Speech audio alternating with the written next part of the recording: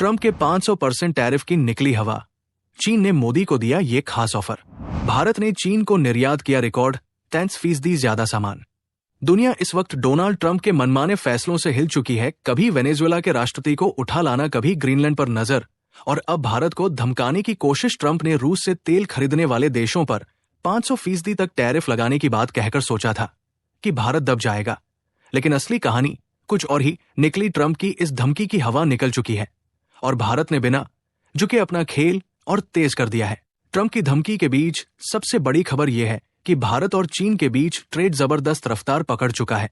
जिस वक्त अमेरिका आंखें दिखा रहा है, उसी वक्त चीन भारत के दरवाजे पर ऑफर लेकर खड़ा है।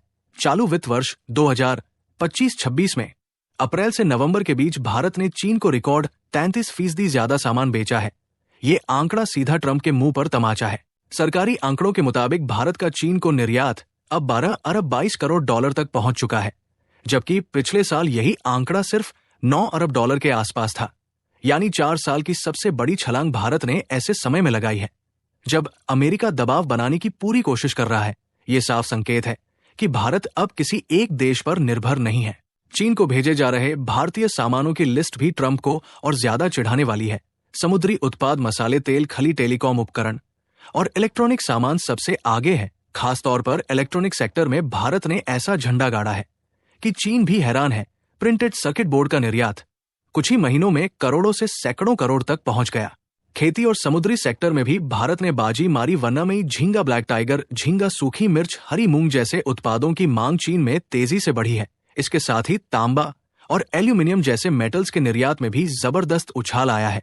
मतलब साफ है, भारत सिर्फ आईटी नहीं बल्कि हर सेक्टर में चीन को मजबूती से सामान सप्लाई कर रहा है। अब जरा ट्रंप की उस धमकी को याद करिए जब उन्होंने भारत पर पहले 25% और फिर 50% टैरिफ थोप दिया था। बहाना बनाया गया रूस से तेल खरीदने का और यहां तक कह दिया गया कि भारत यूक्रेन युद्ध के लिए जिम्मेदार है।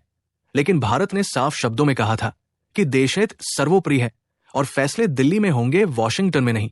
विदेश मंत्री एस जयशंकर ने तब दुनिया को आईना दिखाया था और कहा था कि रूस से सबसे ज्यादा तेल तो चीन खरीदता है।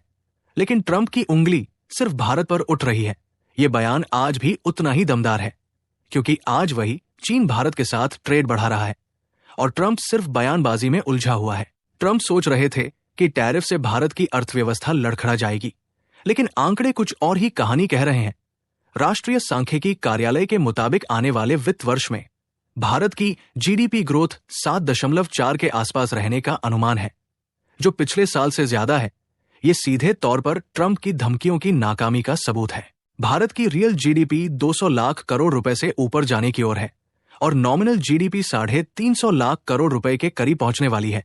ये वो आंकड़े हैं जो बता रहे हैं कि भारत अब ग्लोबल दबावों से नहीं डरता बल्कि मौके तलाशता है, और जब अमेरिका रास्ता रोकता है तो भारत नए रास्ते बना लेता है। अब निष्कर्ष बिल्कुल साफ है, ट्रंप की 500% टैरिफ धमकी कागजों में ही दम तोड़ चुकी है। चीन के साथ बढ़ता ट्रेड भारत की रणनीतिक जीत है।